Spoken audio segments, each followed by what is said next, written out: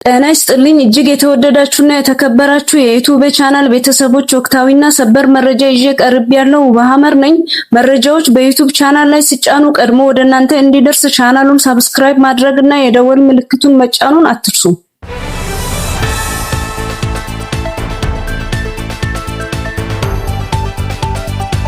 ወደ መረጃዎቹ ስንሻገር የእንግሊዝ መንግስት ዜጎቿ በኢትዮጵያ ውስጥ በተለያዩ አካባቢዎች የጸጥታ ችግር አለ ብላ ወደምታስብበት ቦታዎች የጉዞ እንቅስቃሴ እንዳያደርጉ አስጠነቀቀች።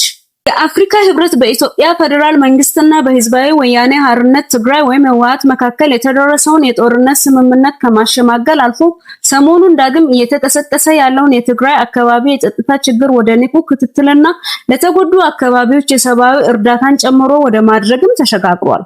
ፕሬዝዳንት ዶናልድ ትራምፕ አስተዳደራቸው በዲሞክራት ከንቲባዎች በሚመሩ ከተማዎች ውስጥ የሚነሱ ተቃውሞዎችንም ሆነ ረብሻዎችን የመቆጣጠር ፍላጎት እንደሌለው አስታወቀ።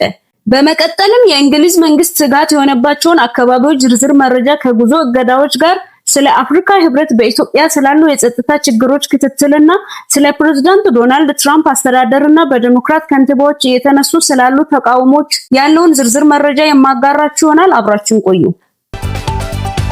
የእንግሊዝ የውጭ ጉዳይ መስሪያ ቤት ለዜጎቹ አዲስ የጉዞ ማስጠንቀቂያ አውጥቷል።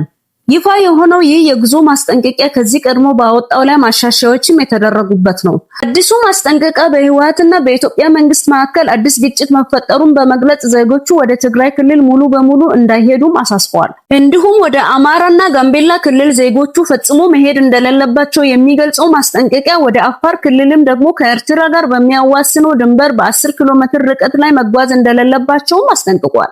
በኦሮሚያ ክልል ውስጥም ደግሞ ከኬንያ ድንበር በ10 ኪሎ ሜትር ርቀት ላይም በምዕራብ ሸዋ ዞን ከዋናው መንገዶች ውጪ በሆኑ ቦታዎች፣ በሰሜን ሸዋ ዞን ሁሉም ቦታዎችና በምዕራብ ወለጋ ዞኖች ዜጎቹ ፈጽሞ መሄድ እንደሌለባቸውም ገልጸዋል።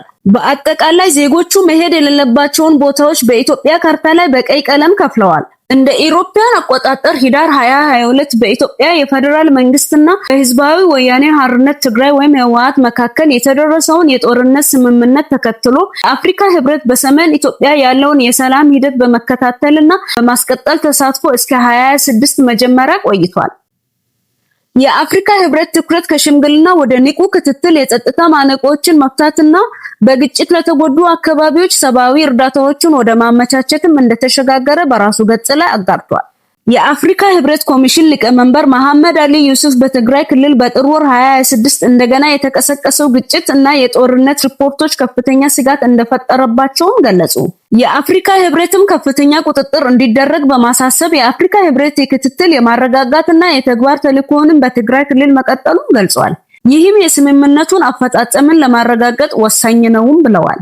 የአፍሪካ ህብረትም በጉዳዩ ላይ የስትራቴጂክ ነጸብራቅ ስብሰባዎችን ከ2024 እስከ 2025 አካሂዷል። በ2024 ሐምሌ ወር ላይም ሁለተኛውን የስትራቴጂክ ነጸብራቅ ያላቸውን ስብሰባዎችና በ2025 መጀመሪያ ላይ ተጨማሪ ግምገማዎችንም ጨምሮ በአፈጻጸም ላይ ያሉ ክፍተቶችን ለምሳሌ የቀድሞ ታጋዮችን ትጥቅ ማስፈታትና አከራካሪ አካባቢዎች ላይ ያሉ ጉዳዮችንም በጥልቀት ገምግመዋል።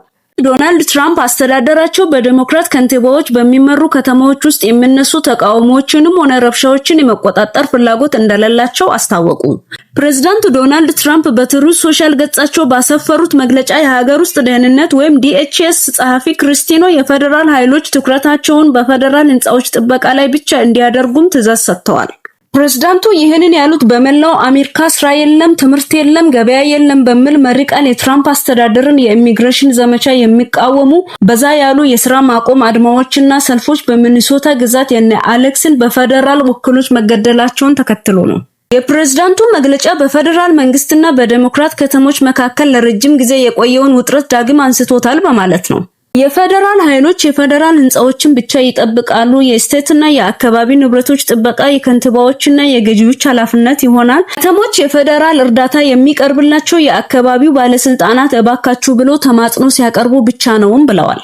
ትራምፕ አክለውበትም በፌደራል መኮንኖች ላይ የሚፈጸም ማንኛውንም ጥቃት እንደማይታገሱ አስጠንቅቀዋል።